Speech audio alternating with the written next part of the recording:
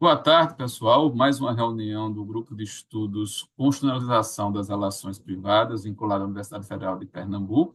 O tema hoje, na verdade, os temas da nossa conversa de hoje são relacionados a uma atualização, tanto legislativa quanto jurisprudencial. Do ponto de vista jurisprudencial, na primeira parte da nossa reunião, nós vamos tratar das controvérsias acerca do regime de bens para os maiores de 70 anos, a partir da decisão do Supremo Tribunal Federal sobre o assunto, no início desse ano, tendo como expositora a professora Fabiola Lobo. Na sequência, ainda nessa reunião, a gente vai conversar sobre o regime de juros moratórios e o novo artigo 406 do Código Civil, que recentemente entrou em vigor, disposição que vai ficar a cargo do professor Geraldo Frazão.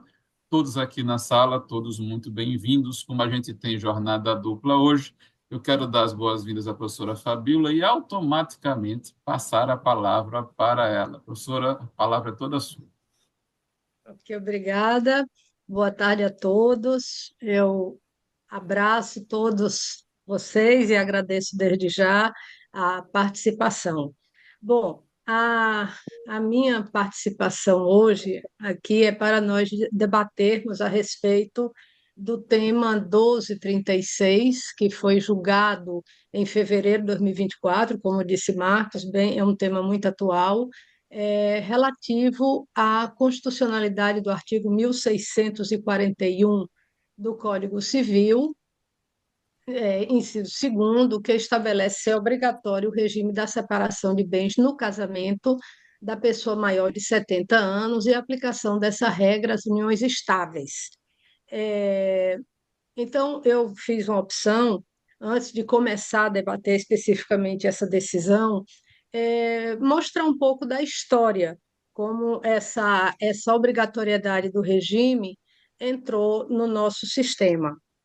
Então, vou fazer um breve panorama histórico para que vocês eh, tenham conhecimento ou relembrem dessas considerações.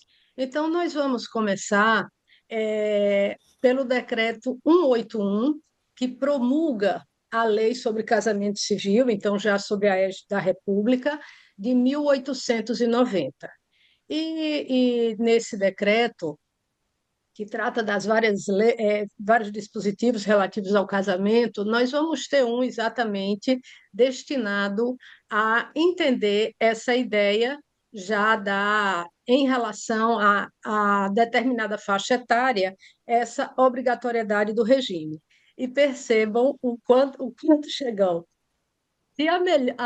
Também não haverá comunhão de bens se a mulher for menor de 14 anos ou maior de 50. Se o marido for menor de 16 ou maior de 60. Então, esse artigo ele tem mais dois outros dispositivos, mas que não é o caso, porque não tratam do critério etário. Mais adiante, Fique tranquilo, tudo certo. tudo certo? Mais adiante, nas obras completas de Rui Barbosa, no parecer jurídico também de Rui Barbosa, de 1905, também foi mantido o regime da separação obrigatória. E trazendo uma regra no relativo a que eu vou ler aqui para vocês e que também serviu para o Código Civil de 16. Mais adiante eu vou fazer referência.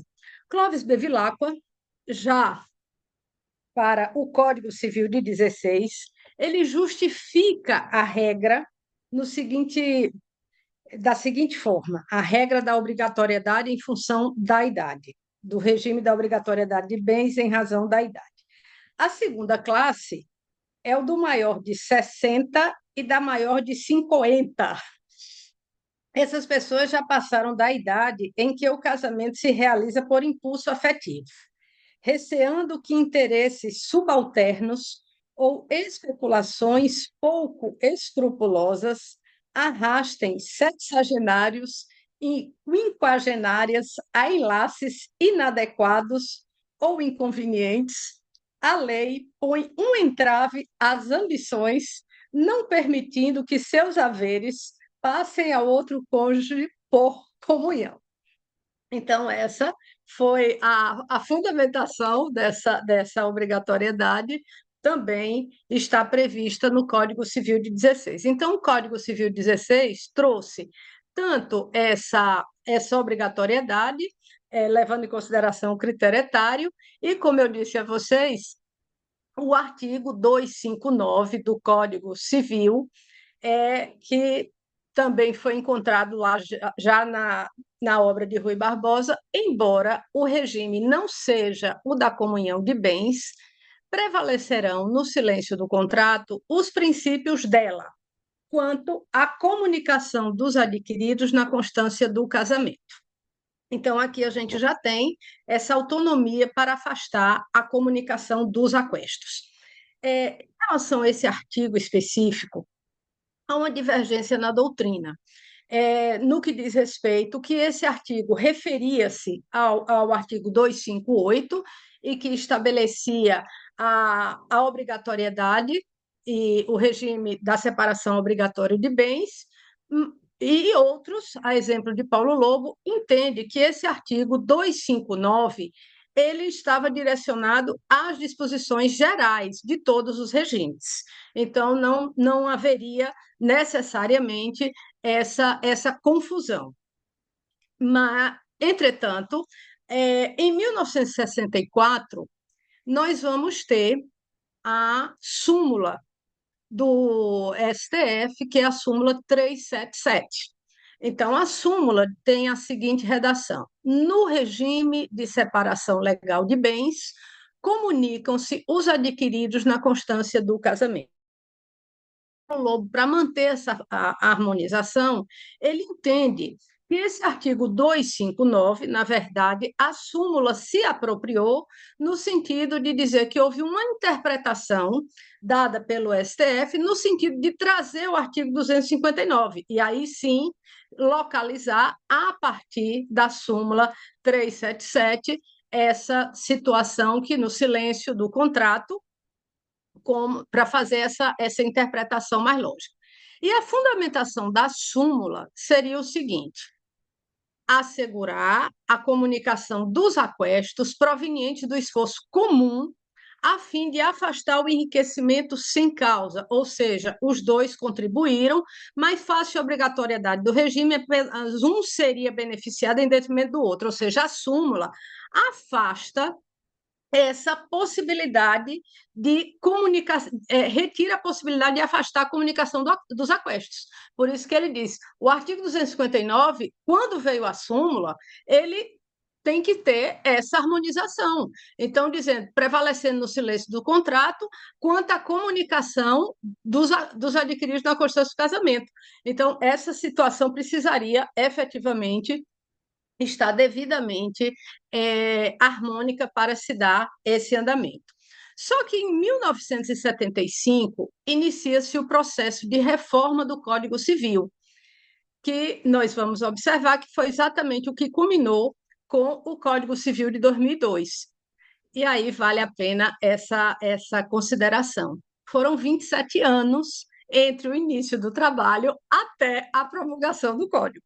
Então, é humanamente impossível imaginar que um código, em 6 meses, tenha efetivamente, seja publicado como alguns pretendem que seja. Marcos, por gentileza, passe aí a memória legislativa, só para a gente entender.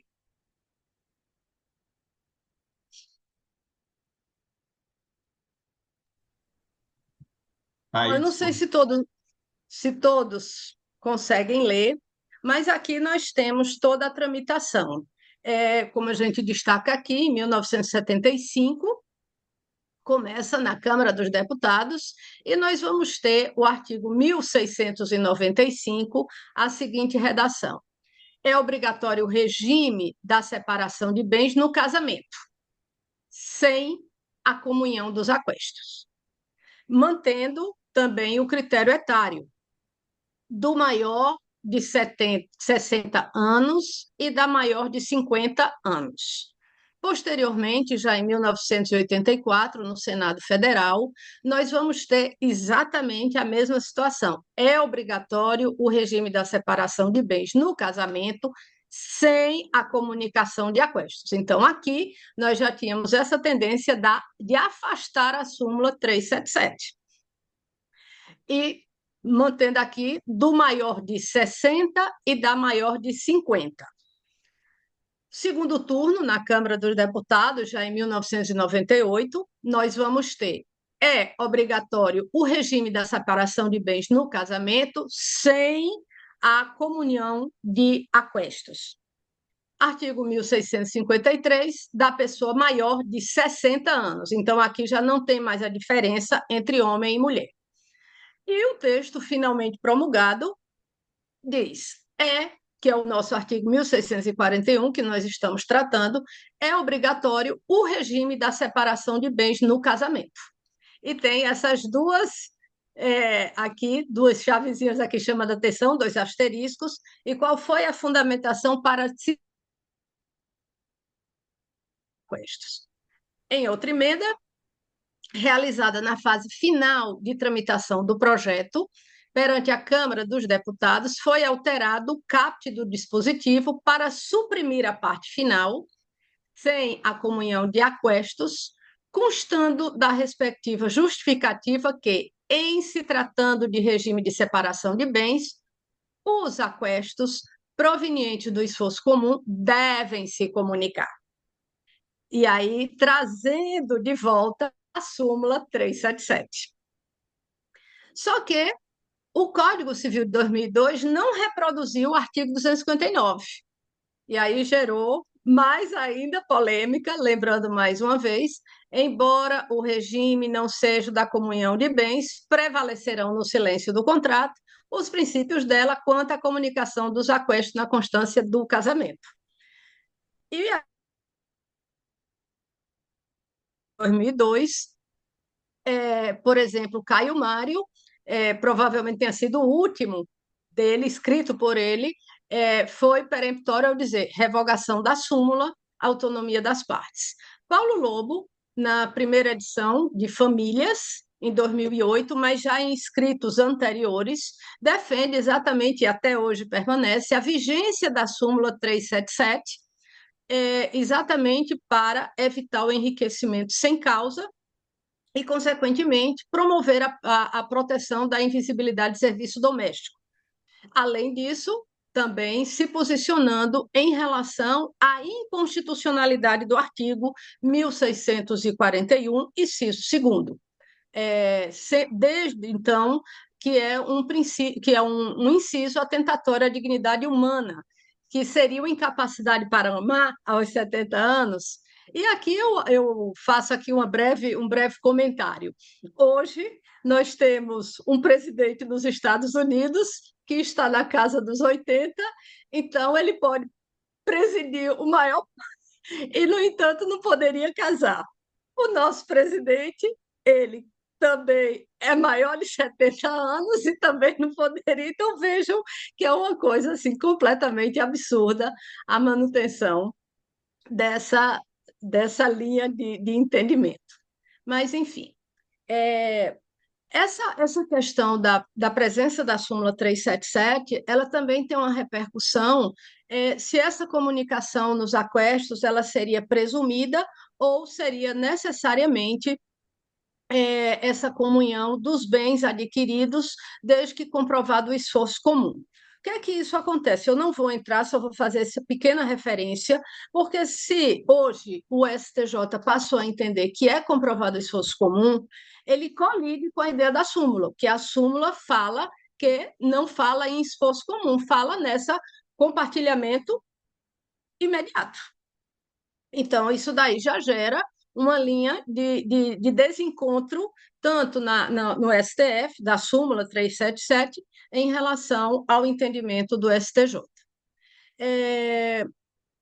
São a súmula 377, nós vamos ter já várias orientações e também atos, por exemplo, na terceira jornada de direito civil, que aconteceu em 2005. Então, já tinha aqui, um dos enunciados no sentido da obrigatoriedade do regime da separação de bens, não se aplica à pessoa maior de 60 anos, quando o casamento for precedido de união estável, iniciada antes dessa idade. Então, aqui já tem também uma linha de entendimento que não seria aplicável se já houvesse união estável. E, no entanto, a discussão vai mostrar que o STF também inseriu a união estável para essa situação. É, um julgado também no STJ, de 2016, esse, afastou a obrigatoriedade do regime da separação de bens quando o matrimônio é precedido, então ele fez referência a esse enunciado. Aqui em Pernambuco, o ato da corregedoria, através do provimento 8 de 2016, também foi no sentido de alterar o Código de Normas dos Serviços Notariais e instituindo a seguinte regra: no regime da separação legal ou obrigatória de bens, na hipótese do artigo 1641, inciso 2º, deverá o oficial do registro civil cientificar os nubentes da possibilidade de afastamento da incidência da súmula 377 por meio de pacto antinupcial. Faço ainda referência a uma jornada de 2018, o enunciado 634, é a 8ª jornada. É lícito aos que se enquadrarem no rol de pessoas sujeitas ao regime da separação obrigatória de bens, estipular por pacto antinupcial ou contrato de convivência o regime de separação de bens, a fim de assegurar os efeitos de tal regime e afastar a incidência da súmula. O STJ, mais outro do STJ, mais um julgado, e esse até bem mais recente, 2021, nesse mesmo sentido. Então, essa discussão acabou batendo as portas do STF, que é o ponto que a gente vai fazer essa breve análise. E é o recurso extraordinário com agravo 1.309.642. Então, foi exatamente reconhecida a repercussão geral, foi o caso paradigma, e o tema dizia respeito exatamente, era o tema 1236, regime de bens aplicável no casamento e na união estável de maiores, sob relatoria de Luiz Roberto Barroso. Em julho de 23, o Procurador-Geral da República se manifestou perante a constitucionalidade, relativa à constitucionalidade do artigo 1641. E o que é que estava em jogo, ou o que é que estava em análise nesse julgado que foi levado ao Supremo? Primeiro, a constitucionalidade do artigo, a inconstitucionalidade do artigo e se era possível essa aplicação também às uniões estáveis. Então, em relação à aplicação dessa regra às uniões estáveis, o ponto que serviu de fundamento, ou, na verdade, o julgamento que serviu de fundamento, foi exatamente quando foi equiparado cônjuges ao companheiros aos efeitos sucessórios. Portanto, não teria sentido haver uma equivalência no regime sucessório e não ter a mesma linha de orientação também para a união estável. Então, aqui ficou definido também que seria aplicável essa proibição para os companheiros de união estável. Então, o cerne passou a ser efetivamente a constitucionalidade ou a inconstitucionalidade. Por uma questão de tempo, eu me ative apenas dois votos dos ministros, no caso do Alexandre de Moraes e do ministro Fachin. O Alexandre de Moraes, ele se posicionou pela inconstitucionalidade do artigo 1641. E para fundamentar ainda seu voto, ele trouxe um julgado do Celso Peluso, que já naquela época já falava que a imposição obrigatória do regime de separação de bens em função da idade, tal qual posta pelo Código Civil na ocasião de 1916, não teria sido recepcionado pela Constituição de 1988, apresentando-se como medida razoável a tolher a dignidade da pessoa humana. Então, o Alexandre trouxe esse precedente, e aí eu destaquei também no voto uma citação que ele fez ao nosso saudoso e querido Zeno Veloso, quando ele faz aqui a seguinte referência. Nesse sentido, durante a primeira jornada de direito civil, foi aprovado o enunciado número 125, que propunha a revogação do artigo do Código.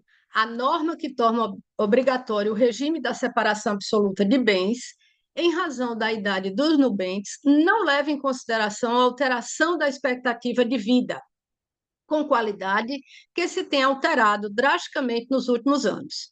Também mantém um preconceito quanto às pessoas idosas, que somente pelo fato de ultrapassarem determinado patamar etário, passam a gozar da presunção absoluta de incapacidade para alguns atos, como contrair matrimônio pelo regime de bens, que é melhor consultar seus interesses. Zeno Veloso, Separação Obrigatória de Bens, revista IBDFAM. Defendendo, confesso, para minha surpresa, ministro Edson Fachin. E ele começa dizendo: bom, a diferença entre norma cogente e normas dispositivas é que estas podem ser afastadas por acordo entre as partes envolvidas. Então, do ponto de vista da técnica hermenêutica constitucional, é necessário uma interpretação conforme. Para que esse dispositivo migre da compreensão da cogência para a compreensão da supletividade. De modo como está formulado atualmente, é obrigatório cogente.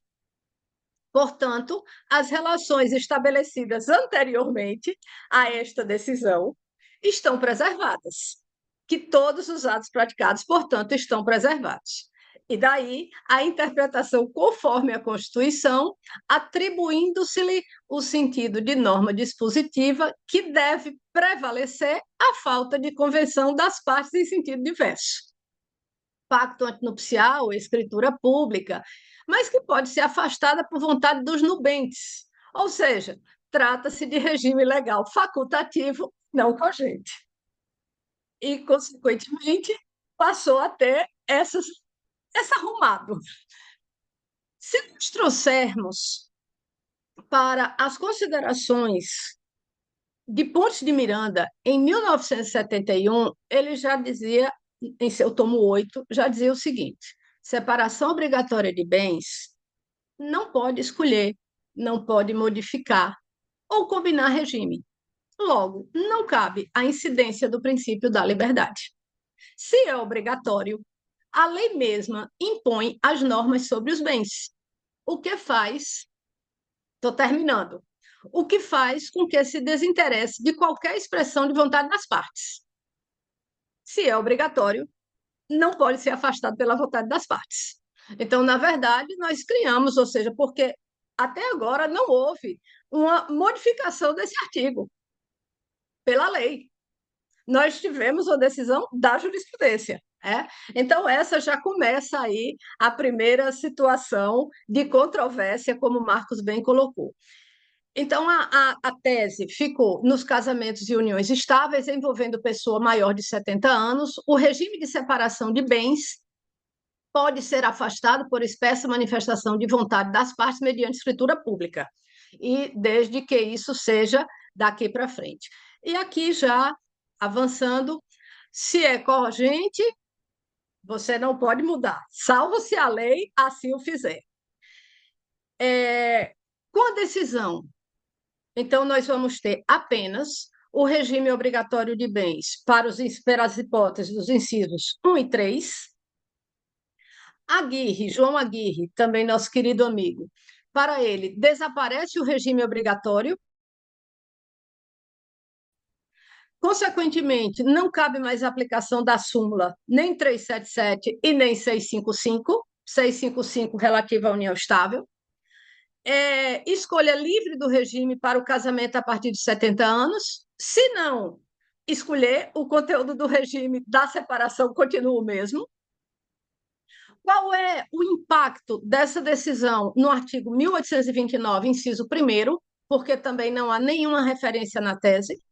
Consequentemente, essa situação e do própria redação do Código precisa ter uma modulação, que ainda não foi feita.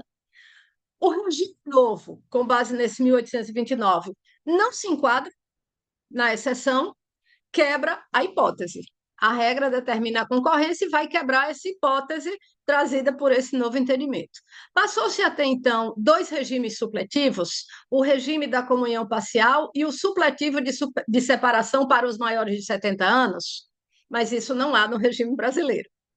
É, a presente decisão tem efeitos prospectivos, não afetando as situações jurídicas já definitivamente constituídas. Então, em fase final, o mais acertado seria efetivamente o reconhecimento da inconstitucionalidade, ou, se a gente fosse lá para trás, que a linha de orientação que estava sendo tomada, tanto na Câmara quanto no Senado, da não comunicação dos aquestos, esta situação não teria se desenvolvido até a presente data. É isso. Muito obrigada, gente. Obrigado, professora. Tá? Eu vou fazer alguns comentários. O assunto daria para a gente continuar aqui avançando. E o que é que eu queria ponderar aqui? Acho que o debate aqui vai ser para a gente imaginar daqui para frente. A professora Fabíola trouxe a evolução histórica, a professora Fabíola trouxe as opiniões doutrinárias. Então, a primeira pergunta: a gente tem um regime supletivo? A gente tem um regime supletivo porque a gente precisa entender, a gente tem que arrumar uma interpretação possível a uma decisão do nosso Supremo Tribunal Federal que disse que a norma era constitucional. Só que ele só analisou a constitucionalidade de um dos incisos. Então, eu tenho visto algumas pessoas falando assim: não, esse regime acabou. Mas veja, a gente tem ainda outras hipóteses de incidência do regime de separação obrigatória. E o tema que a gente está tratando aqui não abrangeu todo o dispositivo, apenas o inciso 2, como foi colocado aqui. Então, a gente tem casamentos em andamento, a gente tem novos casamentos e a possibilidade de afastar por pacto antinupcial o regime. Para os novos casamentos, para os casamentos em andamento, a gente precisaria de alteração do regime. A alteração de regime de bens não pode ser feita extrajudicialmente, a gente precisaria fazer isso judicialmente. E aí a gente precisa levar em consideração a discussão sobre a utilidade da súmula e como é que o STJ vem se comportando de fevereiro até agora. E se a gente for fazer uma pesquisa rápida no site do STJ, a questão é que a súmula continua sendo aplicável, tá? E aí a gente pode pensar o seguinte: olha, quando a gente não tinha a súmula e a gente não tinha participação dos aquestos, havia razões de ficar preocupado com a possibilidade de uma das partes nesse casamento sair num eventual divórcio sem proteção. A súmula é construída pensando nessa situação. Mas a gente tem que discutir se tem sentido da súmula prevalecer ou não prevalecer e qual é a interpretação que vai ser dada para essa súmula. Vejam só, faz sentido manter a súmula se eu posso modificar o regime de bens? Essa foi a discussão que a gente teve logo que a legislação saiu, quando eu estava que a decisão saiu quando eu estava escrevendo o textinho que a gente usou aqui de referência. Mas se você entender que a súmula ainda é aplicável, ou se você for pragmático de dizer que o Superior Tribunal de Justiça continua aplicando a súmula, a gente tem que lembrar que desde maio de 2018, o STJ passou a exigir prova do esforço comum na aplicação da súmula. Então, vejam que a gente tem vários posicionamentos doutrinários que foram colocados aqui. Então, a gente tem, primeira corrente, a súmula estava vigorando até a decisão do STF. Daqui para frente, não faz mais sentido a súmula. Segunda situação, a súmula continua aplicável, mas o esforço comum precisa ser provado. Terceira posição, a súmula é aplicável, mas o esforço comum é presumido. E eu vou aqui fazer uma nota de rodapé de uma quarta opção, que é um pensamento da Maria Berenice Dias, que diz assim: olha, essa decisão do STJ, que passou a exigir a comprovação do esforço comum para a súmula 377, deveria ter sido modulada. Veja bem, eu caso antes de 2018, tenho mais de 70 anos, sei que incide o regime de separação obrigatória, sei que incide a súmula 377, e eu tenho direito a partilhar os aquestos sem prova do esforço comum, porque o esforço comum é presumido. Durante o meu relacionamento, se muda a interpretação de como se deve analisar o esforço comum e como é que eu faço com o que foi adquirido até agora. Eu não me preocupei em juntar comprovação, documentação, da aquisição desses bens, porque eu não precisava, e eu fui pego de surpresa em relação a isso. Acho que vale a pena mencionar essa observação feita pela professora Maria Berenice. Mesmo existindo separação obrigatória, meus amigos, o cônjuge continua sendo herdeiro. E ainda tem mais uma discussão para a gente ter em relação a essa súmula.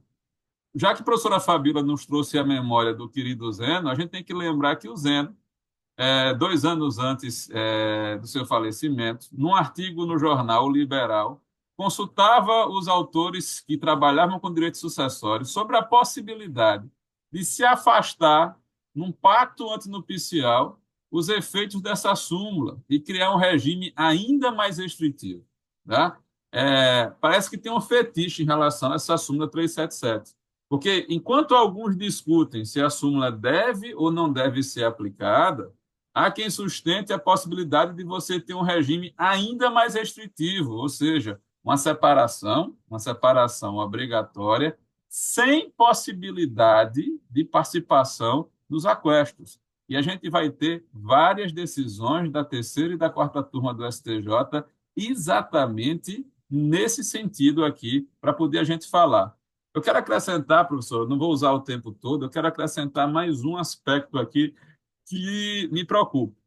Veja, quando a comissão de juristas foi convocada para fazer o projeto, ou o anteprojeto de atualização, na data da instalação da comissão, se estabeleceu pelo presidente da comissão, o ministro Salomão, qual eram as diretrizes do trabalho. E uma das principais diretrizes era o seguinte: vamos trazer para dentro do Código Civil todos os temas que foram julgados pelo STF, que hoje só são tratados jurisprudencialmente e não têm adequado tratamento legislativo. Vamos pegar as matérias que estão consolidadas no STJ e vamos trazer para o projeto de reforma do Código Civil. Pois bem, um mês antes da decisão do STF que a gente está tratando aqui, a subcomissão de família se reuniu e decidiu propor a revogação do sistema de separação obrigatória. Então, a gente hoje tem a seguinte situação. No âmbito do judiciário, a gente tem um tema com repercussão geral, dizendo que o regime da separação obrigatória é constitucional, mas pode ser afastado porque a norma não cogente. Então, ela é supletiva. Para o pessoal da comissão que trabalhou para a atualização do Código, esse regime deve ser extinto. E aí, qual é o problema? O problema é como é que as pessoas planejam as suas vidas. Como é que você se organiza no meio de uma indefinição desse tamanho, tá certo? E isso é algo que a gente vai ter que acompanhar para ver quais são os desdobramentos a respeito desse assunto. Então, a gente tem ainda outra coisa a ponderar. A gente tem no Estatuto do Idoso a idade de proteção de 60 e a superprioridade aos 80. Vários países estão discutindo o aumento da idade para se estabelecer um regime mais protetivo. Eu não vou ficar surpreso se isso apareça nas discussões no âmbito do Congresso Nacional, quando esse assunto começar a ser discutido. Para terminar, meus amigos, como advogado, eu não posso deixar de registrar aqui a surpresa das pessoas que estavam discutindo seus divórcios ou discutindo inventários que estão em curso no momento da decisão do STF em fevereiro.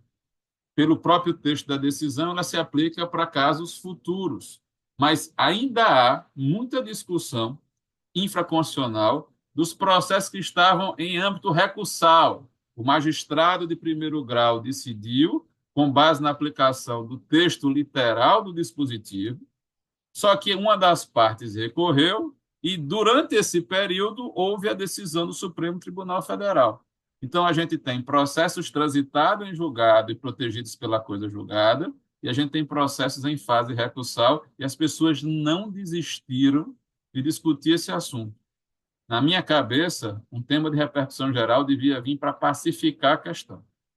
A gente fechou a porta e abriu 2 janelas. E a gente continua discutindo, de outra maneira, a mesma questão que vem se arrastando há 30 anos. Tá? E seria preciso que, já que nós estamos no esforço, ou no provável esforço de reforma, que viesse uma solução para deixar isso mais evidente. Para deixar clara a minha posição, Se a gente tivesse tido a declaração da inconstitucionalidade, eu acho que a gente estaria na posição mais confortável para poder lidar com esses assuntos a partir de agora, tá? E aí eu paro por aqui na minha tentativa aqui de debater o tema e pergunto se alguém que aqui está na sala quer se inscrever para poder fazer algum comentário específico sobre essa primeira parte da nossa conversa, tá? Eu estou vendo já aqui outras pessoas na sala que eu não estava vendo na hora que a gente estava expondo o quadro que a professora Fabiola trouxe. Sei que o professor Paulo vai querer fazer algum comentário Bom, e eu vou passar logo a palavra, professor, enquanto eu vejo aqui se alguém se inscreve no chat. A palavra é sua. as exposições dos professores Fabiola e Marcos bem demonstram que essa sensação de incompletude que me ocorreu quando li a decisão final. A minha expectativa era que realmente, como ambos afirmaram, o Supremo Tribunal Federal decidisse pela inconstitucionalidade do dispositivo, como eu continuo entendendo doutrinariamente. O curioso é que alguns ministros fazem citação de autores que sustentavam, alguns inclusive me citam, nessa linha da inconstitucionalidade, e no final optam pelo caminho é, intermediário da interpretação em conformidade com a Constituição, o que não afastou essas dúvidas, essas controvérsias, daí, pelo que vocês afirmaram, é exatamente o que está acontecendo. A, a interpretação em conformidade com a Constituição suscita esse tipo de problema que, infelizmente, esses problemas vão continuar com essas questões sendo levadas ao Poder Judiciário. O acórdão, ele se refere explicitamente a regime legal facultativo e não cogente. E também faz outra referência, norma dispositiva. Então, com essa afirmação, no que houve assentimento de todos, nos votos de todos, e afinal foi essa decisão que foi tomada ao final, de ser um regime legal facultativo e não cogente, o Supremo, nessa interpretação, entendeu que acabou o regime obrigatório para esta específica situação, que é do, daquele que esteja com mais de 70 anos ao se casar ou a constituir união estável. Então, para o Supremo, então, cessou. Para essa hipótese, o regime é obrigatório, porque ele afirma categoricamente que é um regime legal facultativo. Então, como consequência, como interpretar a interpretação do Supremo? Como devemos interpretá-la, né? E pode ser simploriamente o seguinte: primeiro, não há, como eu afirmei, mais regime obrigatório para os maiores de 70 anos. Segundo, são dois os regimes legais supletivos, como inclusive Fabiola adiantou. Resultam disso dois regimes supletivos. O regime legal supletivo para os menores de 70 anos é o regime da comunhão parcial. E o regime para os maiores de 70 anos passou a ser o regime de separação. De separação, que é o de separação legal. Se não tiver havido escritura para outro regime, posteriormente, pelos cônjuges ou conviventes, suscita dúvida com relação à sobrevivência dessas duas súmulas, do Supremo e do STJ. E assim, eu entendo hoje, no ponto que estão as minhas reflexões, que a súmula 377 do Supremo continua, com presunção de esforço comum. Presunção. Porque o tribunal entendeu, o Supremo entendeu nessa decisão, aliás, ele entendeu quando editou aquela súmula 377 que a obrigatoriedade devia ser confinada aos bens adquiridos antes do casamento. E os demais bens adquiridos posteriormente ao casamento, ingressariam na comunhão. Isso foi a direção adotada pelo Supremo quando editou a súmula 377. E com relação à súmula 655 do STJ, que exige o esforço comum, ao contrário do que a súmula 377 estabeleceu, não pode mais ser aplicada, porque teve por referência essa súmula a existência da separação obrigatória, ou seja, a súmula editada levando em conta o regime de obrigatoriedade para os acima de 70 anos. Então, que para o Supremo é incompatível com a Constituição, com essa decisão agora que o Supremo tomou. O Supremo disse, esse entendimento é incompatível com a Constituição. Ora, se é incompatível com a Constituição, o fundamento da súmula 3655 deixou de existir. E ela não tem como sobreviver. Agora, eu iria até mais, agora mais como instigação. Porque uma outra interpretação razoável e mais radical ainda é possível. Qual é ela? Que ambas as súmulas são incompatíveis, seriam incompatíveis com a orientação agora adotada pelo Supremo Tribunal Federal. Porque a decisão do Supremo Tribunal Federal, ela tem como fundamento a autodeterminação do casal. E assim, contrariamente, as súmulas, ambas, pressupõem a obrigatoriedade do regime de separação, ainda que com fito de restringi-lo, essa obrigatoriedade, tanto a súmula do Supremo quanto a do Senado. Portanto, haveria uma incompatibilidade de ambas, porque ambas partes têm como fundamento para sua tomada dessa decisão a obrigatoriedade do regime de separação, que deixou de existir. A diretriz, então, passaria a ser a mesma da separação convencional, para os bens adquiridos tanto antes quanto após o casamento, ou da entidade familiar da união estável. Pois aí, voltando à fundamentação essencial do Supremo agora, que é a da autodeterminação da escolha desse regime, deve ser observada, e contra a qual nunca houve orientação do caso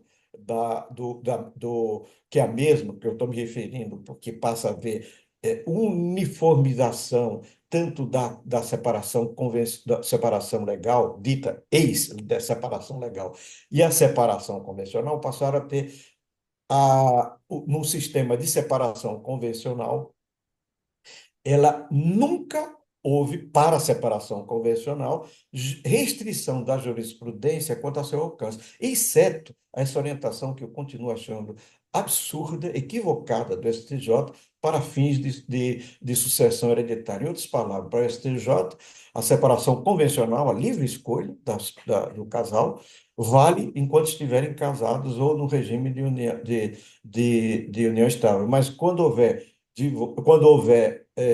mesmo quando se separe, quando houver divórcio ou dissolução da união estável. Mas quando houver a sucessão hereditária, o regime não vale mais, o que é uma incongruência. Então, em suma, ou se entender que a súmula sobrevive apenas a 377 e com presunção do esforço comum, e a súmula 655 não pode subsistir por conta de onde ela uriu sua fundamentação, que é a obrigatoriedade. Ou então, nessa segunda vertente interpretativa, é que, pelo fato de ambas as súmulas terem como um ponto de partida o regime obrigatório, e ele agora já não mais existe, ambas não subsistiriam. Não poderiam mais subsistir, nenhuma nem outra. E assim, o regime de supletivo para os abaixo de 70 o regime é o de comunhão universal e o regime supletivo para os acima de 70 é o regime da separação. E ambos os regimes podem ser modificados como decidiu o Supremo, por escritura pública. É o que me parece sintetizando o que resulta desse imbróglio jurisprudencial. Obrigado. Obrigado, professor. Acho que a gente ainda vai continuar vendo essa discussão. E com outras questões, por exemplo, trazendo para a extrajudicialização a alteração de regimes na proposta, permitindo que o pacto estabeleça regimes diferentes ao longo do tempo do relacionamento, e a gente provavelmente volta a esse tema num próximo momento. A gente tem dois temas para hoje. O professor Gustavo quer fazer aqui uma observação antes de a gente trocar tema, então estou passando a palavra para você, amigo. Isso. Obrigado, Marcos. Era só um pequeno comentário. Depois dessa, né, aula de interpretação que o professor Paulo nos deu, nada mais a acrescentar com relação à norma, à decisão, mas a professora Fabíola fez uma pesquisa muito interessante e trazendo dados históricos, né? A gente vê que a origem desse, dessa necessidade do regime obrigatório tem forte conotação moral, né? E muito mais a valorização do patrimônio em detrimento da pessoa, como historicamente a gente acompanha. E é curioso ver que, na época, em 2010, eram 60 anos, né? Depois, em 2015, a gente tem o Estatuto da Pessoa com Deficiência, que né, dá plena capacidade para os atos existenciais, né? A pessoa com deficiência, e a gente ainda continua com essa discussão acerca do regime obrigatório de 70 anos até agora, né, praticamente 2023. Era só essa observação. E parabéns, professora, foi muito boa sua...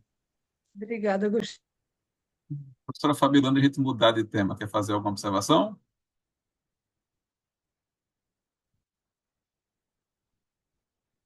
Então, vamos seguindo. Vou chamar agora aqui, colocar no destaque nosso amigo Geraldo Frazão. Embora pareça que a gente vai sair do direito de família para o direito contratual, direito obrigacional, eu acho que a gente continua estudando aspectos patrimoniais. E esse vai pegar muita gente. Eu espero que todo mundo esteja em dia com suas aulas de matemática, que vocês vão precisar. Vocês vão ver já já o que é que vai acontecer aqui com a exposição do nosso amigo Geraldo Frazão. Geraldo, quando se viu, essa mudança aconteceu. A gente está falando de alguma coisa que está produzindo efeito. E a gente quer saber como é que ficou agora o regime do 406. A palavra é sua, meu amigo. Boa tarde, pessoal. Como o Marcos falou aí, eu vou conversar um pouco com vocês sobre a Lei 14.905, de 28 de junho agora, e entrou em vigor no dia 30 de agosto, né? E altera o Código Civil, dispondo sobre a atualização monetária e juros, né? Em especial, o artigo 406 estabelece o cálculo dos juros e de acordo com a chamada agora taxa legal, tá? Eu vou pedir licença para vocês para compartilhar aqui uma apresentação.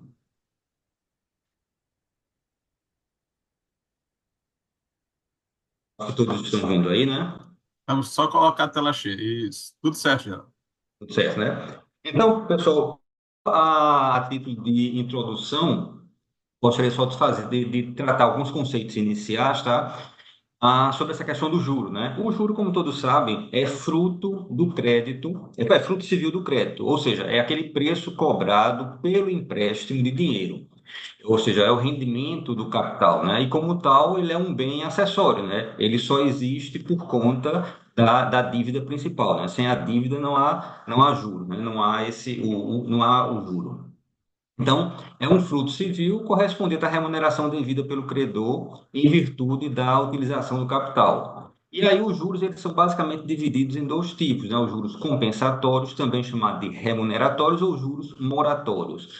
Os juros compensatórios ou remuneratórios é o rendimento do crédito, né, durante o período, digamos, de normalidade contratual. E os juros moratórios, eles decorrem do inadimplemento da obrigação, ou seja, é uma penalização pelo não cumprimento do contrato no prazo acordado. Então, essa diferenciação entre juros remuneratórios e moratórios e a questão da correção monetária, que é simplesmente a manutenção do valor real da moeda. Agora, o novo dispositivo referente à questão da correção monetária na lei, que alterou o Código Civil, é a inclusão do IPCA como índice supletivo para a correção monetária. Acho que vocês se lembram que há diversos dispositivos no Código que, quando trata da correção monetária, ele usa essa expressão índices oficiais regularmente estabelecidos. Então, essa expressão de diversos dispositivos foi revogada e agora é utilizado o IPCA como índice de correção monetária. E para a correção monetária, a gente tem diversos índices. Então, a depender do instituto que faz a pesquisa de índice de correção monetária, a gente vai ter um índice que é um pouco mais amplo ou um pouco mais restrito, dependendo da categoria que abarca. Alguns índices ele se refere à construção civil, outros a um conjunto menor de rendimento salarial. Então, no caso específico da correção monetária, o legislador escolheu o IPCA, porque exatamente é um índice de preço ao consumidor amplo. Então, ele mede a inflação de um conjunto de produtos e serviços comercializados no varejo, referente ao consumo pessoal das famílias com rendimento de 1 a 40 salários mínimos. O INPC, por exemplo, ele sobe de 1 a 5 salários mínimos. Então, o IPCA, por essa razão, ele foi escolhido por ser um índice mais amplo, tá? Então, chegamos então exatamente no cerne da nossa apresentação, que é a questão dos juros, né? Como é que é? A gente tem que agora rememorar que ainda está em vigor a chamada Lei de Usura, que é o decreto 22626 de 1933, tá? Nesse decreto, ele veda e estipula que em quaisquer contratos, taxas de juros superiores ao dobro da taxa legal não é possível. Então, ele estabelece como limite de o que é essa taxa legal, tá? No regime anterior, o Código Civil, ele fazia referência exatamente a uma diretriz, digamos assim, que estava causando muita controvérsia na doutrina, tá? E essa controvérsia na doutrina, na doutrina e na jurisprudência também, né? Que ele fazia referência à taxa que estava em vigor para a mora do pagamento de impostos devidos à Fazenda Nacional. Então, essa expressão aí que dizia respeito à taxa que estava sendo utilizada para o pagamento de impostos da Fazenda Nacional, surgiu uma controvérsia com relação a que taxa seria essa? Seria Selic, seria IPCA, seria INPC, seria o quê? Então, essa controvérsia a gente vai retomar mais no final da apresentação. Mas a nova versão do 406, que tirou essa expressão referente a taxa utilizada para o cálculo da mora na Fazenda Nacional, ficou agora o seguinte: quando não forem convencionados, ou quando forem sem taxa estipulada, ou quando provierem de determinação de lei, os juros serão fixados de acordo com a taxa legal. Então, agora temos uma taxa legal. E que taxa legal é essa? Ela corresponde à taxa referencial do Sistema Especial de Liquidação de custódia, Selic, deduzido o índice de atualização monetária de que trata o parágrafo único do 389. Então, o que é a taxa legal? Vai ser a taxa Selic e deduzida do IPCA, que é essa taxa, essa atualização que ele faz referência aqui no 389. Então, seria, em tese não, é a taxa Selic deduzida do IPCA. Agora, essa metodologia de cálculo, que é o que a gente vai ver também agora, ela vai ser foi definida já pelo Conselho Monetário Nacional e divulgada pelo Banco Central. Só para lembrar, o Conselho Monetário Nacional é um conjunto de 3 pessoas: o ministro da Fazenda, ministro do Planejamento e presidente do Banco Central. E o parágrafo 3º estabelece que, caso a taxa legal apresente resultado negativo, este será considerado igual a zero para efeito de cálculo de juros nesse período de referência. Então, a primeira coisa, o que é Selic, tá? O Selic a gente entende duas coisas, tá? Primeiro, a gente tem o sistema Selic e temos a taxa Selic. O sistema Selic é um sistema que efetua a custódia de transações que são em que são transacionadas, né, que são realizadas operações com títulos públicos, né, títulos emitidos pelo Tesouro Nacional. O Selic ele é gerido pelo Banco Central e é uma chamada infraestrutura de mercado financeiro. Ou seja, o Selic um sistema que congrega a possibilidade de você fazer operações entre títulos públicos, operações de compra, venda, recompra, revenda. Então, essas transações são de determinada taxa de juros. E essa taxa de juros é a taxa operacionalizada na Selic, no sistema Selic, chamada taxa Selic, que é essa taxa básica de juros que vai influenciar todas as demais taxas de juros no Brasil, como taxa de empréstimo, financiamento, aplicações, né? E essa definição da taxa Selic é feita pelo chamado Copom, o Comitê de Política Monetária. O que é o Comitê de Política Monetária? É um conjunto, é um órgão do Banco Central formado por 9 pessoas. É o presidente do Banco Central e os 8 diretores que fazem parte da estrutura do Banco Central. Então, o Copom determina essa meta da taxa Selic e o Banco Central é o gestor desse sistema, tá? O gestor um sistema em que essas médias das taxas acordadas de operações compromissadas, elas são realizadas e define-se, a partir daí, uma meta para a taxa Selic, né? E essas negociações no sistema Selic, elas são feitas em tempo real, tá? Antigamente existia a troca de títulos físicos, efetivamente, hoje são todas eletrônicas, né? E a taxa Selic é a média dessas transações compromissadas. Então, a partir da taxa Selic, é que, alterando essa taxa, vai ter uma influência não só sobre o controle da inflação, mas também sobre as operações de crédito realizadas pelas instituições. Então, quando o Banco Central altera a meta da taxa Selic, esse referencial de juros para a economia, os custos de captação das instituições financeiras, ele também vai ser alterado. Se reduz a taxa Selic, o que vai acontecer? Vai diminuir também o custo de captação para o banco, que tende a emprestar com um juro menor. Se a taxa Selic sobe, então, ou seja, os juros cobrados nos financiamentos e nos empréstimos, eles vão ficar mais caros, né? Isso vai desestimular as operações financeiras. Então, eu trouxe aqui para vocês um gráficozinho da variação da taxa Selic nos últimos 10 anos, tá?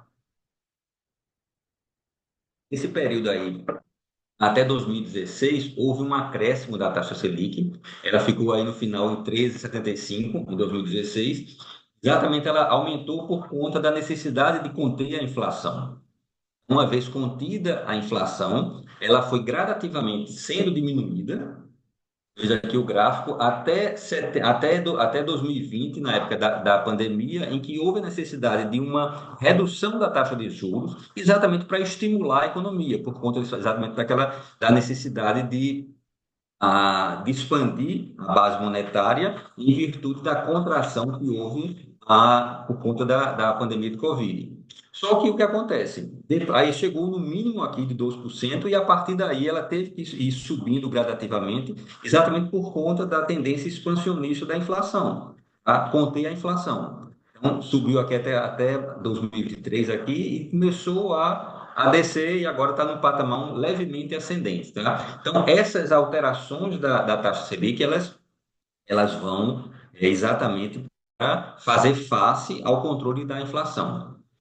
Então, a gente viu lá o cálculo da taxa Selic, então eu falei para vocês que os juros moratórios legais agora, ele é calculado via a taxa Selic deduzido do IPCA. Ao ler simplesmente o dispositivo que está na lei, a gente poderia pensar que seria taxa Selic menos IPCA. Ou seja, no exemplo hipotético, se a gente tivesse a Selic 10% ao ano e IPCA 4% ao ano, isso queria dizer que os juros moratórios legais seriam de 6%? Não. Por que não? Porque o cálculo, quando se trata de percentual, o cálculo não é feito uma subtração simples. Então, a gente tem que, para você fazer o cálculo do IPCA, olha, desculpa, o cálculo do juro moratório legais, que é o Selic deduzido do IPCA, a gente tem que transformar os percentuais, tá? Então, o 10% é 1,10, você tira do 1,10 os 4%, que é 1,04, ou seja, divide 1,10 por 1,04, subtrai de 1 e multiplica por 100. Então, você vai ter, na verdade, uma taxa de juros moratórios legais de 5,769. Então, não é 6%, mas 5,769. Então, esse é o cálculo, digamos assim, fazendo um cálculo bem grosso modo aqui para vocês entenderem. Vocês viram que o Banco Central é que ficou responsável pela divulgação da sistemática da taxa legal, né?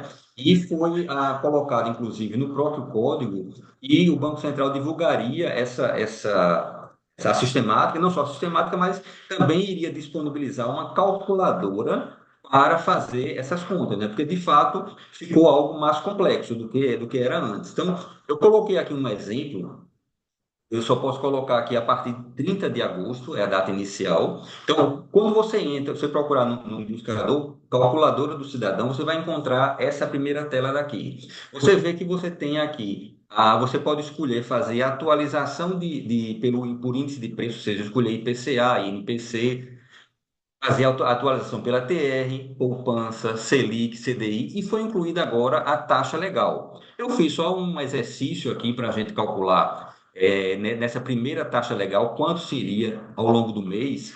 Então, eu coloquei a data inicial 30 de agosto, data final 30 de setembro. Eu posso colocar 30 de setembro porque a gente tem que lembrar que a taxa é mensal, tá? E coloquei um valor hipotético de R$ 1.000 aqui a ser corrigido. Então, corrigindo ao longo de um mês esses R$ 1.000, ele vai dar um acréscimo de R$ 6,93, tá? Então, ao longo de um mês, a gente teve um cálculo de juros aí de R$ 6,93, tá?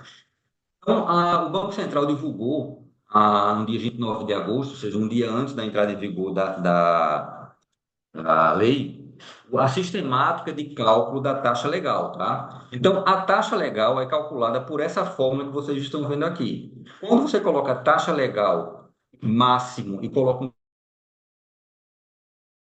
máximo, ele quer dizer, eu vou fazer dois cálculos aqui. Aliás, fazer um cálculo. Esse cálculo, fator Selic sobre fator IPCA menos 1, veja que tem um ponto e vírgula e zero. Então, eu vou calcular fator Selic sobre IPCA, subtraio de 1, foi parecido com aquela conta que eu fiz lá, e eu verifico qual é o máximo desse valor comparado com zero. Se esse valor daqui for negativo, então o máximo vai ser zero, exatamente como está disciplinado na lei. Se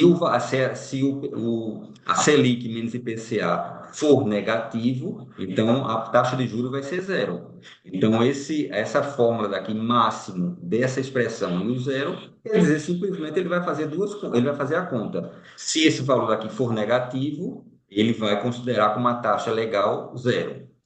Só que a gente tem que lembrar que a taxa Selic é uma taxa anual, tá? Se é uma taxa anual, para a gente calcular as taxas mensais e diárias, a gente vai ter que fazer outros cálculos, tá? E é isso daqui que está estabelecido nessa outra fórmula daqui.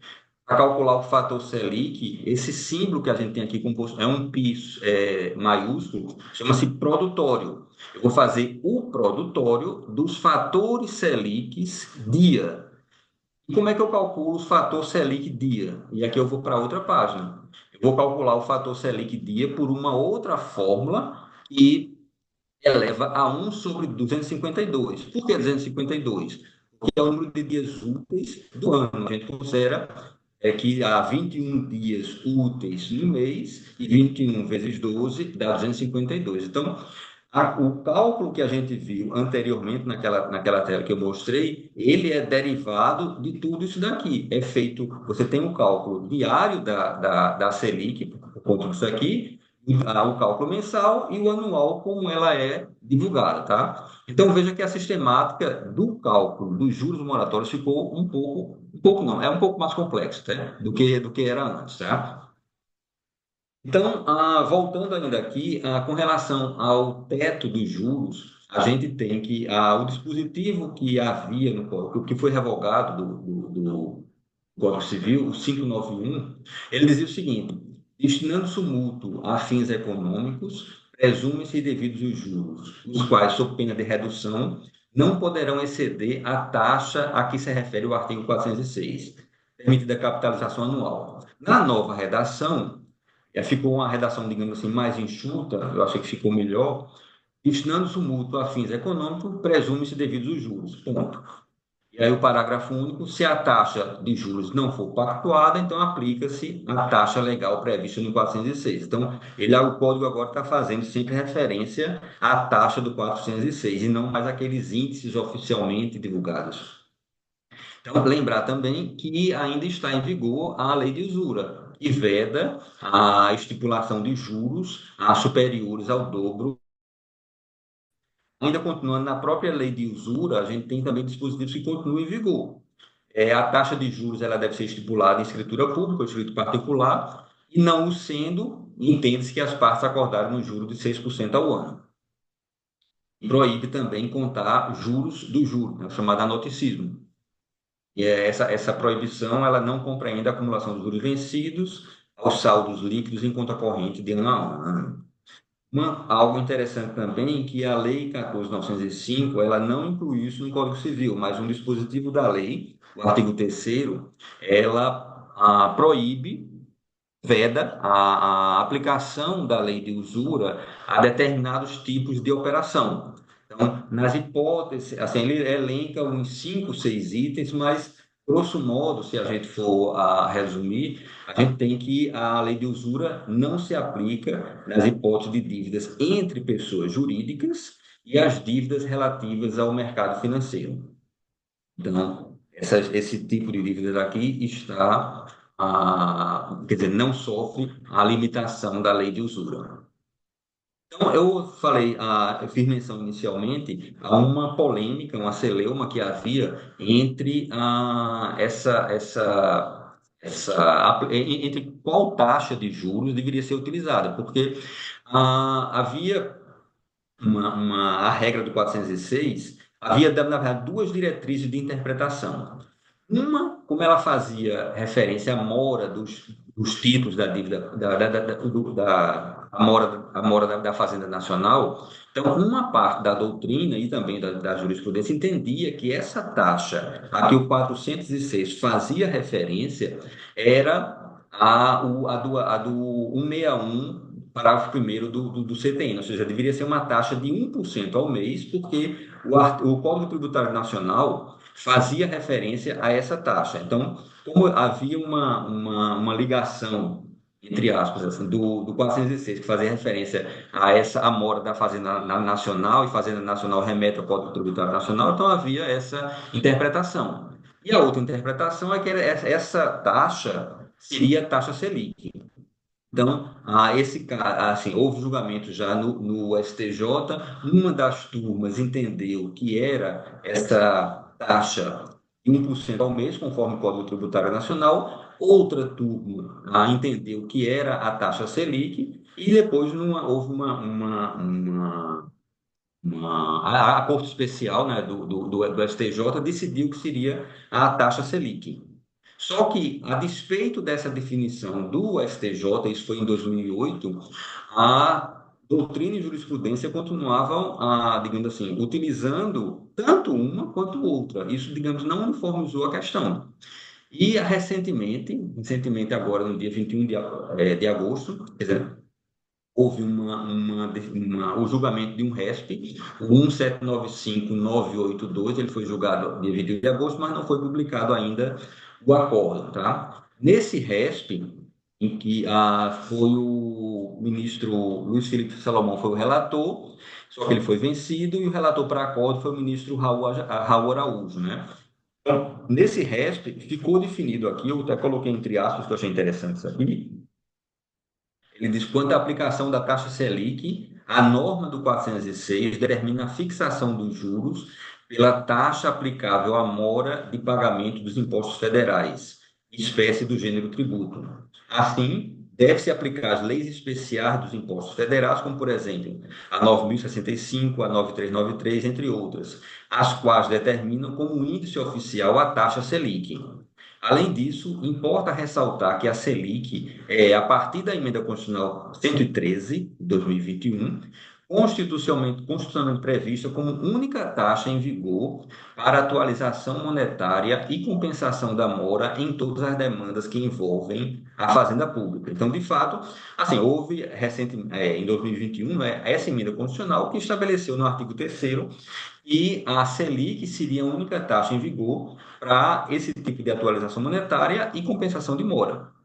Então, nesse julgado, restou que aplica-se a taxa Selic e não é aplicável o Código Tributário Nacional, tá? Vamos esperar aí o acórdão para ver como vai ser, digamos assim, como foram todas as decisões e como é que vai ser essa definição, inclusive, de modulações, né, de como será essa questão, tá? Então, isso ainda está pendente, mas foi essa a última decisão. Isso daí ainda sob a égide da legislação anterior, tá? Ou seja, do Código Civil, do 406 na versão anterior. Com relação à questão de direito intertemporal, então, a questão dos juros moratórios legais e correção monetária, elas são situações jurídicas institucionais, não são individuais. Então, né, por conta disso, não há direito adquirido. Então, vai prevalecer o pactuado ou já vai entrar de imediato a nova sistemática, né, na ausência de previsão contratual. Então, a nova lei, ela já entra em vigor para essas situações. Com relação à questão dos juros remuneratórios, ou seja, para o período de normalidade contratual, então há o direito adquirido, normalmente aquilo que ficou convencionado, tá? Lembro aqui, fazendo menção também àquela questão da exclusão de dívidas do SFN, e está ainda em vigor também a súmula 596 do STF, que diz que as disposições da lei de usura não se aplicam às taxas de juros e aos outros encargos cobrados nas operações realizadas por instituições públicas ou privadas que integram o Sistema Financeiro Nacional. Então, o Sistema Financeiro Nacional não só essa questão da não aplicabilidade da lei de usura está na própria lei nova, 14.905, como 596 do STF. E aqui eu já me encaminho para o final. Esse dispositivo novo do 406, realmente ele não seguiu uma linha de simplificação e sistematicidade no que concerne a adoção de um percentual fixo de juros moratórios legais. Ou seja, a sistemática que a gente tinha antes de calcular 1% ao mês, que é algo que é assim, relativamente fácil de calcular, agora ficou bem mais difícil por conta dessa nova sistemática. Então, você vai precisar, de fato, de uma calculadora, e eu aconselho utilizar a própria calculadora que está disponível no site do Banco Central para fazer esses cálculos, né? A escolha do IPCA como índice supletivo para a correção monetária, eu acho que foi excelente esse dispositivo por conta de dar previsibilidade aos agentes econômicos, né? E certamente vai reduzir a litigiosidade na definição dos índices, né? E essa nova sistemática da taxa legal, ela de fato tornou o cálculo mais próximo da economia real. Por quê? É o seguinte, na sistemática, você sabe que naquele gráfico que eu mostrei inicialmente, teve um momento em que o patamar da taxa Selic estava em 2% durante o período da pandemia. Imagine você ter uma taxa de 2% e você ter uma taxa de juros cobrada segundo, por exemplo, a lei de usura de 1% ao mês.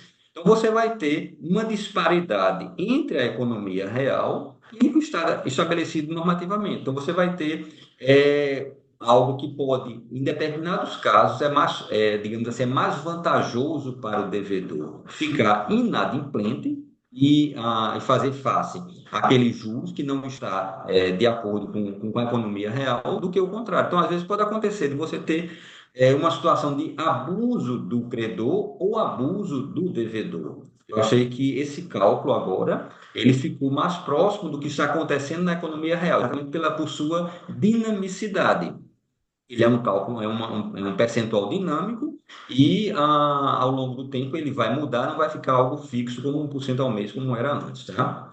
E só uma última nota aqui, com relação a débitos judiciais, normalmente, quando se trata de dívida líquida incerta e certa, os débitos judiciais eram atualizados pelo INPC. Lembrando que o INPC vinha desde uma legislação antiga da década de 80, que transformava a dívida em ORTN, que era Obrigações Reajustáveis do Tesouro Nacional. A ORTN se transformou em OTN, que se transformou em IPC, e agora em INPC. Então, essa questão dos débitos judiciais vai ter que ser repensada, porque eu entendo que é incompatível com o novo artigo 389, que estabelece a correção monetária pelo IPCA. Ou o Poder Executivo muda o decreto, ou então há o estabelecimento de uma norma que estabeleça o IPCA e não mais o INPC, porque os débitos judiciais normalmente eles são corrigidos pelo INPC. Então há essa incompatibilidade, ao meu ver, com o artigo 389. Então, pessoal, são essas considerações que eu tinha a fazer. Agradeço a todos aí pela paciência. Obrigado. Devolvo a palavra, Marcos.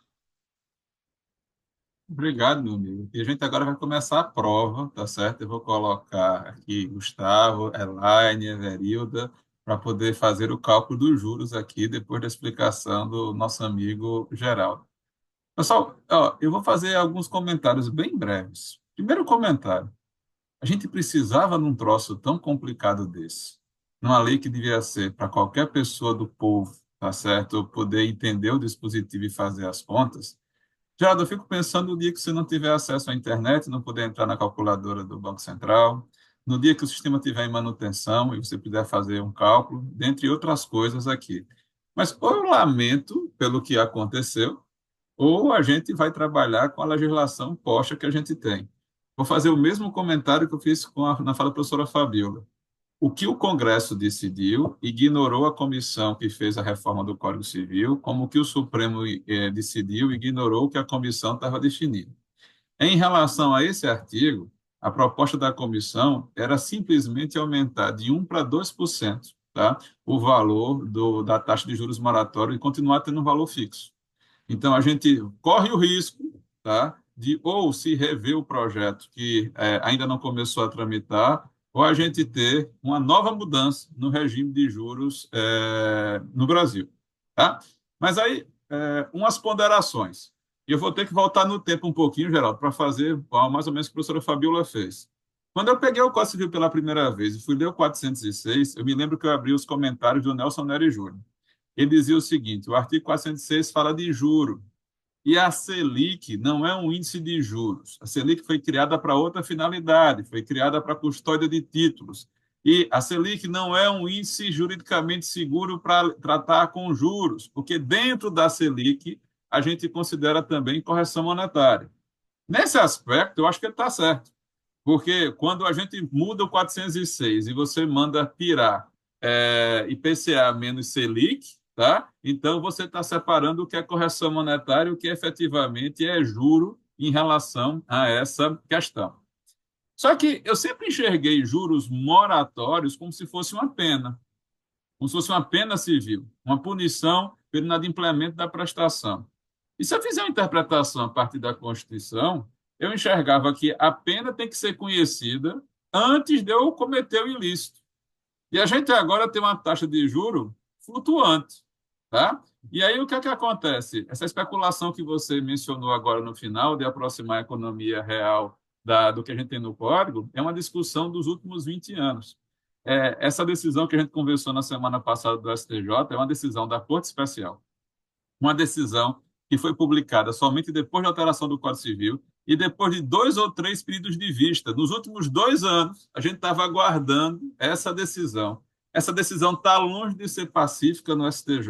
Haviam 2 grupos muito definidos em relação a esse assunto. A primeira e a segunda turma, que trabalhavam com direito público, abraçaram a Selic e aplicavam a Selic como forma de correção monetária e juros. As turmas terceira e quarta tinham outra posição. Era daí que vinha o dissenso de aplicar o CTN mais 1%. E aí, veja só, será que a gente resolveu todos os problemas? Vou começar com uma observação. Você trouxe a lei de usura muito bem colocado aqui. E vai ser considerado usura você cobrar mais do que o dobro da taxa de juros legal. Geraldo, quando a taxa de juros era fixa, é fácil eu calcular o dobro. Como a taxa de juros agora é variável, como é que diabo eu vou saber, tá, se eu ultrapassei ou eu não ultrapassei o dobro da taxa legal na hora que eu fizer o contrato? Na minha cabeça só tem um jeito. Eu não vou poder mais colocar uma taxa de juro determinada nos meus contratos de mútuo. Eu vou ter que colocar uma taxa de juro determinável, tá? E fazer uma observação que ela não pode ultrapassar aquilo ali, para não correr o risco de cair no dispositivo do decreto que você muito bem trouxe para a gente aqui, tá? E aí, eu passei os últimos 20 anos discutindo cálculo no judiciário. E era muito comum acontecer o seguinte: quando o juiz mandava fazer correção monetária, a correção monetária garante o poder aquisitivo da moeda. E por mais estranho que pareça, a correção monetária pode ser positiva ou pode ser negativa. A gente pode ter inflação ou a gente pode ter deflação. Geraldo, a gente tem um dispositivo específico dizendo que eu não posso ter taxa de juros negativa, que se acontecer isso eu vou considerar zero. Mas eu não vi a mesma preocupação com correção monetária, tá? E o nosso 389 continua falando de correção monetária e de juros.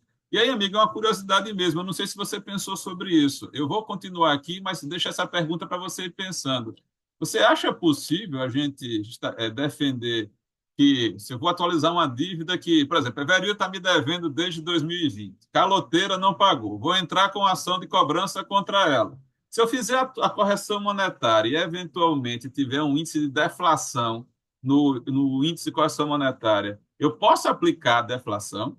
Porque o artigo 406 só impede que isso aconteça em relação aos juros. E eu continuo tendo duas figuras, correção monetária e juros. O que a decisão do STJ estabeleceu é que correção monetária e juros podem estar numa taxa só, que foi a discussão de qual era o índice aplicado no 406, tá?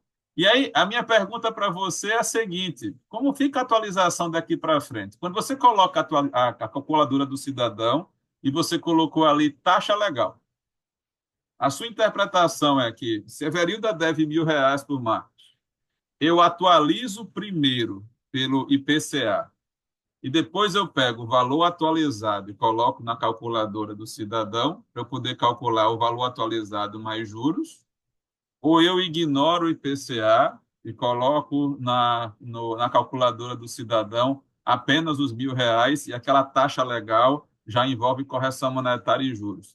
Veja que pela própria maneira como foi colocada no site, isso pode gerar uma confusão, sobretudo para quem está acostumado a trabalhar com dois cálculos. Primeiro você corrige monetariamente, para depois você fazer a incidência dos juros.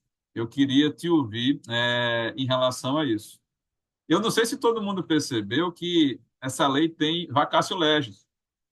E aí o que é que acontece? Essa lei estabeleceu que no dia da publicação dela, e a publicação dela em 1º de julho de 2024, entrou em vigor só o dispositivo mandando o Banco Central calcular a taxa referencial, a taxa legal de juros.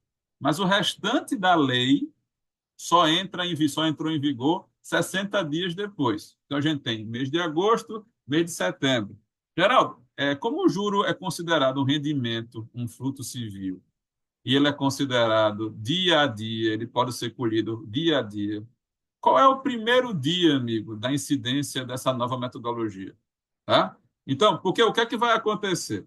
Se eu pegar a lei nova e a decisão do STJ, e eu for fazer uma linha do tempo, eu vou ter que raciocinar o seguinte: antes da lei 14.905, eu vou atualizar a dívida pela Selic. Depois da lei 14.905, passados 60 dias, eu vou atualizar por IPCA menos Selic. É isso, Geraldo? Tá? Então, para poder ficar claro para todo mundo que está vendo aqui. E eu sei que na prática o pessoal está dizendo assim: graças a Deus que eu vou mandar para a contadoria do fórum, vai vir as contas prontas e é só concordar com os cálculos. Se você não sabe analisar os critérios, você está vendido. Tá? E isso é que vai acontecer. E quem é que garante que todos os tribunais atualizaram os sistemas e está todo mundo prestando atenção a essas regras de direito intertemporal? Tá? Vou fazer mais duas observações bem rapidinhas aqui para terminar. Para mim, é lenda urbana essa história de quando diminui a taxa dos bancos, o spread bancário, a gente recebe o benefício disso. Eu acho que entre o Banco Central diminuir a Selic, a gente ter reverberação na economia, às vezes nem acontece, demora bastante. Mas a gente continua ouvindo isso, tá? E você só trouxe o que a gente ouve no dia a dia, tá? Esse é o senso comum, mas não é isso que eu vejo na prática em relação ao que está acontecendo. E segundo, Geraldo, a gente não falou sobre capitalização. Eu queria te ouvir sobre isso. As regras de capitalização de juros permanecem, ou seja, eu não posso capitalizar os juros mensalmente, eu só posso capitalizar anualmente nas hipóteses que a lei estabelece, e a forma de capitalização do sistema financeiro continua tratada em dispositivo específico e não se confunde aqui. Se isso procede, minha última preocupação para a gente dividir aqui. A grande maioria das pessoas jurídicas no Brasil são micro e pequenas empresas. 60 dias atrás, eu sendo microempresário, se eu pedisse dinheiro emprestado a um particular ou outra empresa, eu estava protegido pela lei, pelo decreto da usura. Acabou. Porque a gente agora está, eu coloquei até no chat para vocês verem, qualquer pessoa jurídica que se envolver em multifeneratício não está sujeita a esses limites. Qual vai ser a consequência disso? A gente não pode nem falar de superendividamento se eu estiver falando de pessoa jurídica. A única coisa que tem aqui para tratar é a lei de recuperação de empresas, se for o caso de ser aplicável aqui. Tá? Então, e veja que, convenientemente, Geraldo, esse dispositivo não veio para o Código Civil. Ficou lá na lei, no cantinho, no finalzinho dele ali, e ninguém mexeu com isso. A maioria dos meus colegas está dizendo assim, que legal, mudou a taxa de juros, vai entrar na calculadora do cidadão. E as outras consequências que a gente vai começar a experimentar a partir daí? Eu acho que talvez a gente não tenha dado a necessária atenção para essa discussão no Congresso. Mas eu paro por aqui, amigo. Não sei se você consegue trocar uma ideia comigo em relação às perguntas que eu fiz, enquanto o pessoal está computando as contas. Everildo, você já viu quanto é que você está me devendo? 2020 para cá, os R$ 1.000. Passa as contas aí que eu quero saber quando o Geraldo terminar. Oi, Geraldo. Marcos, se eu anotei todas as suas dúvidas aqui, eu acho que precisaria de uma nova apresentação para dirimi-las, tá? Mas vamos tentar, assim, dar pelo menos minhas impressões sobre isso daqui. A questão da Selic, a escolha da Selic, que você falou, a questão da inflação, de fato, a Selic, ela embute em si uma expectativa inflacionária. Exatamente por isso que a taxa legal não é Selic, é Selic expurgada do IPCA.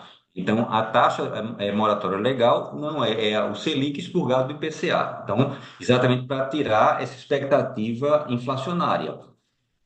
Como de fato a gente não vai ter mais uma taxa fixa de 1% ao mês, eu entendo que nos contratos você tem que fazer referência ao artigo 406, a taxa de juros é legal, ou seja, vai ser uma taxa determinável ao longo do tempo. Você não vai poder estabelecer isso a priori, tá? Com relação ao cálculo em si, eu gostaria, Marcos, de dividir com vocês aqui uma tela que é exatamente a calculadora do cidadão, tá? Nessa calculadora do cidadão, assim, não é uma calculadora. Acho que todos estão conseguindo enxergar. Sim, sim, sim. Sim, então, a calculadora do cidadão não é uma calculadora inteligente no sentido de você colocar um contrato que foi celebrado em 2015 e houve, ao longo do tempo, diversas alterações, digamos assim, e a calculadora fazer isso. Então, você vai ter que a calculadora, ela estabelece períodos que você vai ter que calcular separadamente, tá? Então, aqui, na calculadora aqui, a gente tem primeiro, você tem diversos índices aqui que você pode utilizar. O índice de preço, por exemplo, você pode escolher qual é o índice que rege o contrato, tá? Então, escolhendo aqui, por exemplo, o IPCA, que é um dos índices possíveis, então, do IPCA, eu coloco a data inicial, uma data final e o valor a ser corrigido e ele vai corrigir o valor, tá? Então, eu vou escolher, vou fazer isso, se houve diferentes índices ao longo do tempo, eu vou ter que fazer isso paulatinamente. Se um índice era IPCA, depois, a partir de outro período, era INPC, era IGPM, por exemplo, e aí eu vou ter que calcular de data a data o valor a ser corrigido. Eu posso ter, por exemplo, um cálculo aqui pela TR, ou pelo índice de poupança, pela própria Selic aqui, o CDI, que é o Certificado de Depósito Interbancário, e a taxa legal, que foi aquilo que a gente viu, tá? Então, você vai ter que caminhar nessas telas aqui para poder chegar ao índice de correção que você está querendo, porque a calculadora não tem essa possibilidade de você estabelecer índices diferentes ao longo do tempo e ela calcular isso para você. Você vai ter que particionar esses lapsos temporais para poder encontrar o valor que você está querendo, tá? Com relação à correção monetária, veja o seguinte, Marcos, eu acho que não houve a preocupação do legislador com relação à correção monetária negativa, porque isso praticamente inexiste na nossa economia, tá? Mas veja o seguinte, quando a gente pega digamos, a atualização do IPCA. O IPCA, quando você acumula o IPCA, mesmo que você tenha algum IPCA negativo, eventualmente você tenha um IPCA negativo em um mês, normalmente quando você trata de contrato, é um contrato com alguns meses aí. Então, aquele negativo daquele mês, ele vai ser absorvido pelos positivos dos outros meses.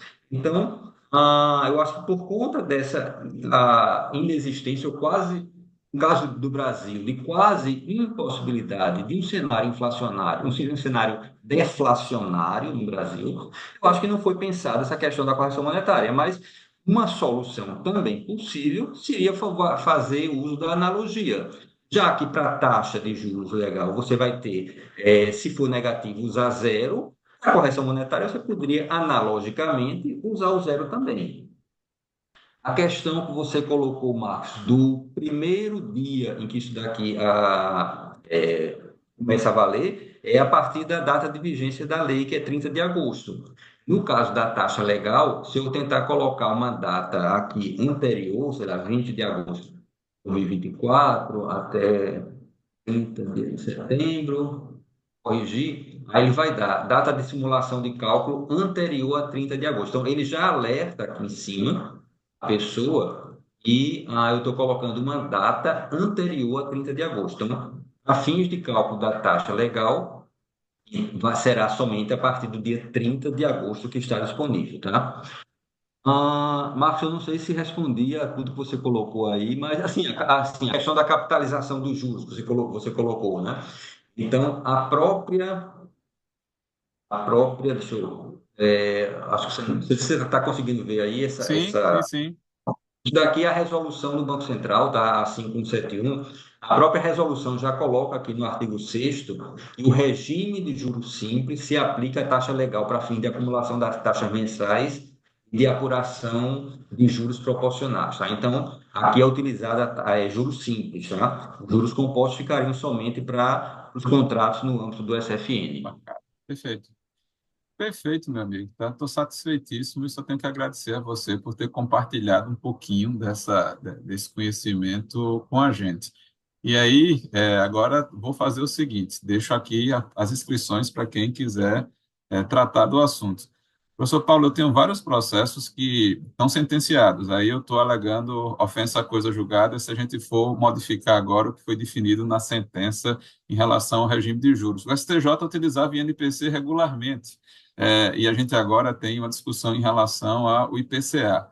A discussão que é interessante é quando você transita em julgado o processo de conhecimento, começa a fase de cumprimento de sentença, o credor apresenta a planilha de atualização monetária, utilizando os critérios do título executivo, e aí a outra parte diz assim, não, mas a legislação mudou.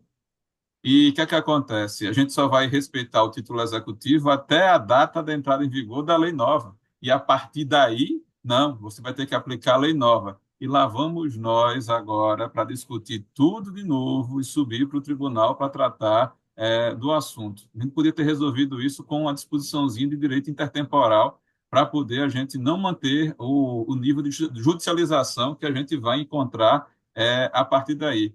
Quando não, agora as pessoas querem rever os cálculos desde o dia do atilício até o momento do pagamento com base na legislação.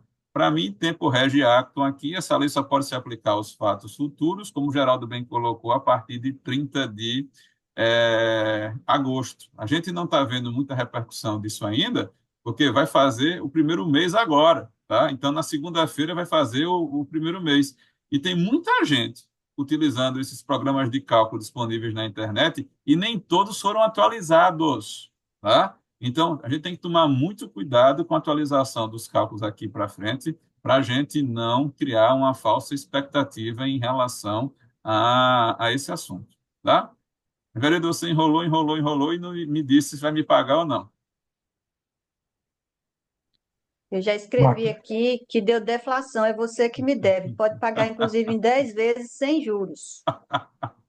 Professor Paulo, por favor. Marcos, só uma observação aí, ao mesmo tempo em que não posso deixar de cumprimentar o Geraldo pela exposição, pelo esforço dele de esclarecer essa complexidade, como o Marcos bem colocou, ao invés do legislador ter trazido uma solução fácil para a população, preocupou-se essencialmente com o mercado de capitais e com os economistas, os que lidam com esse ambiente financeiro. Mas no dia a dia, para a formulação e a compreensão dos cálculos, dos advogados que não têm a aptidão nem domínio desses cálculos, imagine o comum da população para poder entender, afinal, quanto é que eu devo, quanto é que eu não devo.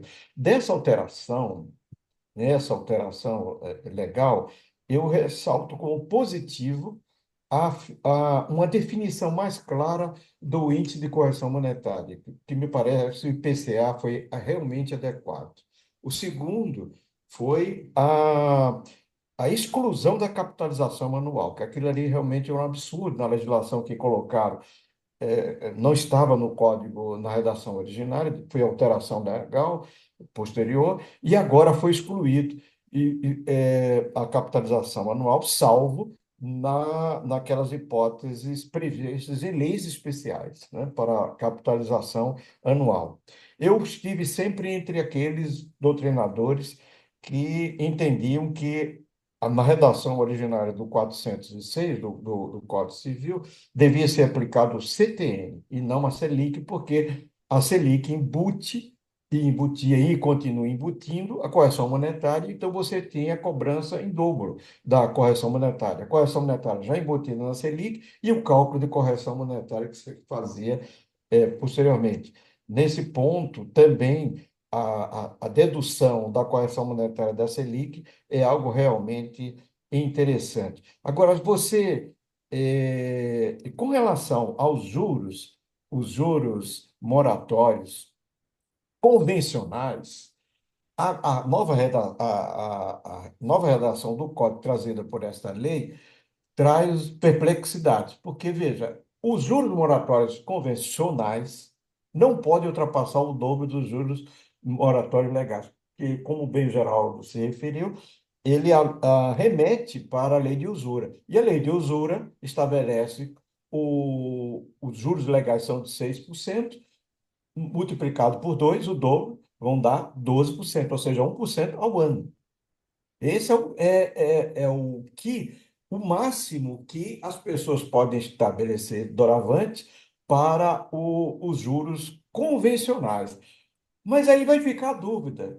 Qualquer um vai levantar, e essa é a perplexidade. Será que eu colocaria num contrato os juros? Eu vou fixar agora esses juros convencionais, os juros moratórios convencionais, ou eu vou deixar a fluência da economia no alto e baixo, como bem mostrou o Geraldo, como a Selic sobe e desce, né, à mercê das circunstâncias econômicas. E aí, os juros moratórios, esses juros moratórios, os chamados juros moratórios legais, serão mais vantajosos, eu estou pensando em termos do credor, para o credor, serão mais vantajosos ou ele estabelece os juros moratórios convencionais, sabendo que não poderá ultrapassar de 1% ao mês? esse problema vai continuar e acho que vai ser uma dúvida para quem for elaborar contratos doravante, mas essa regra mutante e flutuante de juros, isso nunca houve no direito brasileiro, nunca houve isso. Então, vai realmente gerar muita confusão, muita perplexidade, como o Marcos agora acaba de fazer, inclusive nessas situações de intertemporalidade, né? Muitos contratos são de longo prazo, não são contratos que se esgotaram ou vão se esgotar em meses, são contratos de anos, então vai prevalecer aquilo que foi fixado antes, ou haverá uma incidência imediata, há de se respeitar essa definição, essa discussão se é ou não direito adquirido, enfim. São situações que nós veremos aí adiante. Ah, quero ver se tinha mais alguma coisa. Sim, mas então, em suma, acho que foi positiva a definição do IPCA para correção monetária, a extinção da capitalização manual, salvo legislação específica, e a, a redução da correção monetária do cálculo da Selic para a fixação dos juros moratórios. Isso aí foi realmente positivo. Perfeito, professor. Devolvo. Eu vou me despedir do pessoal que assistiu a gravação. Espero que tenham gostado dos debates de hoje, convidando a conhecer os outros vídeos das reuniões anteriores do grupo, e a gente vai seguir aqui conversando, tá, na sala agora. Até mais, pessoal. Até breve.